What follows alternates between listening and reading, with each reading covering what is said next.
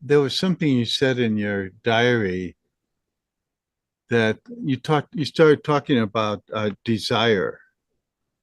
And you said the energy of desire is blinding. Desire implicitly has me identify with an experience of myself, thereby making me blind and stupid.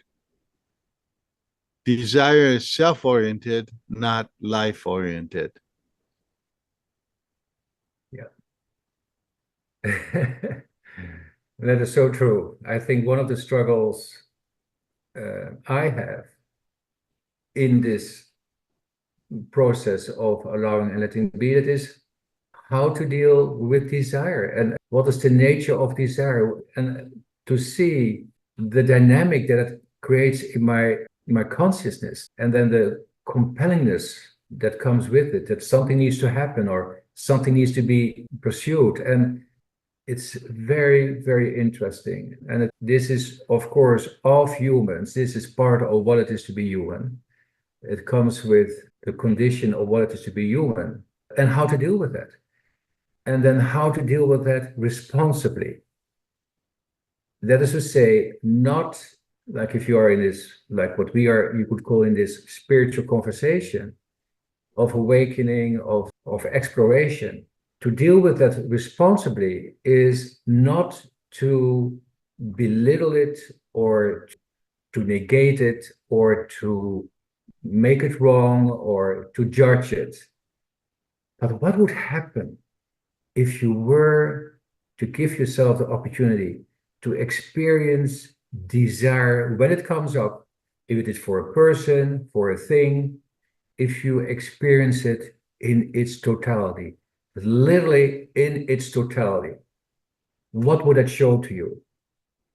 Now that is interesting.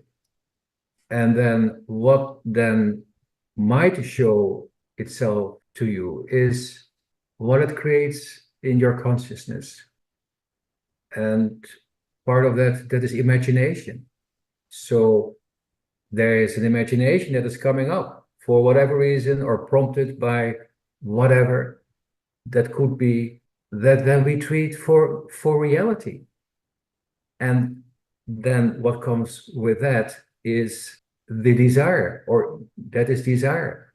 And so it starts out, if you become the observer of that dynamic, then to see that it is imagination that actually fucks us up. It really, it takes over, it populates the mind by the degree that you take it for reality. And of course, then what that gives is desire. So imagination brings about desire. That is to say, not just imagination per se, because if you see the imagined as the imagined, then there is no issue. But when you treat imagination as reality, then you're really hooked into something that gives you an experience of yourself, that if you then engage with that, that will take you away from your true nature, from the sense of your true self. And that is what I'm interested in. I'm interested in what is it about me that I hook into that takes me away from being myself. That is my senior commitment. That is what I keep an eye on, that I guard.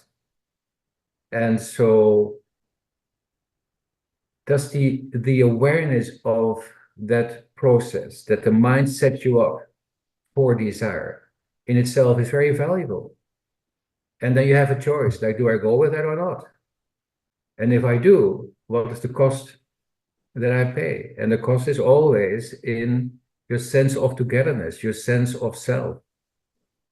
When you pursue an experience of yourself, you are no longer yourself, because an experience of yourself is not your true self.